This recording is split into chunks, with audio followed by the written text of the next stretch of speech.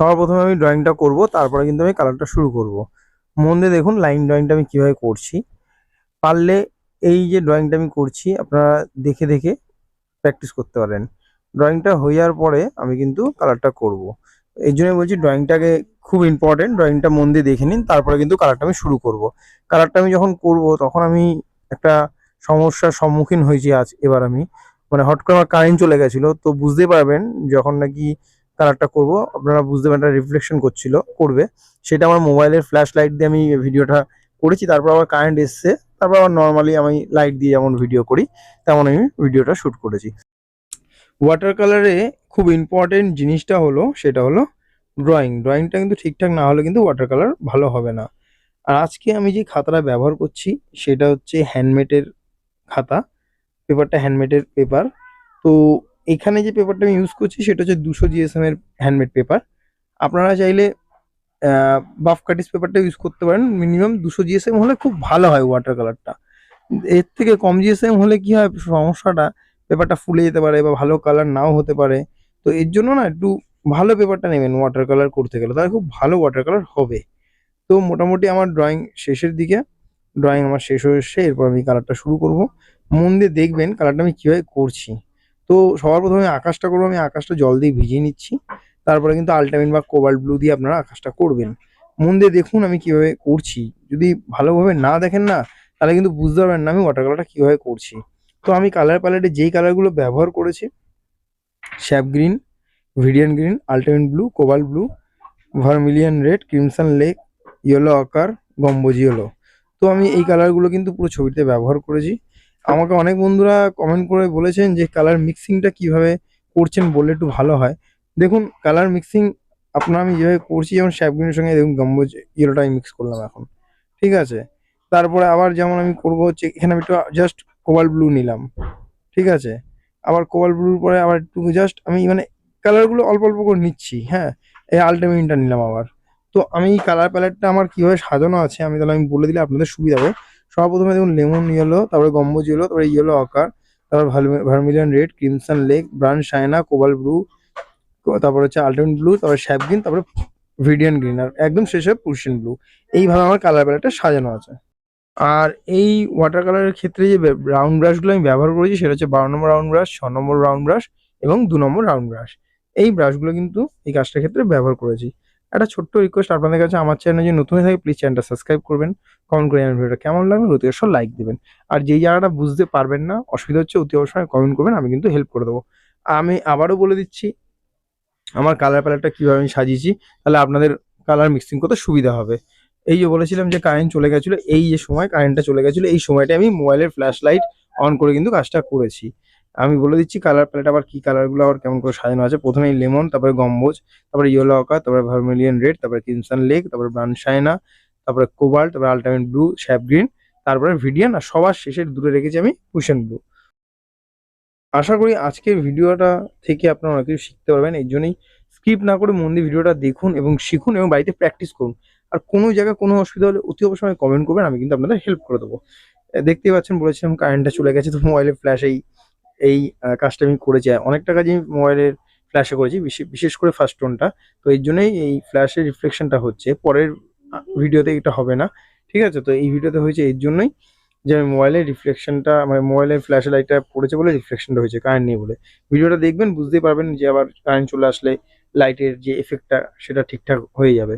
আর বেশি কথা বলবো না, মন দিয়ে ভিডিওটা দেখতে থাকুন। যদি কোনো জায়গায় অসুবিধা আবারও বলছি আমায় অতি অবশ্যই কমেন্ট করবেন, আমি কিন্তু আপনাদের হেল্প করে দেবো। তাহলে স্কিপ না করে ভিডিওটা মন দিয়ে দেখুন।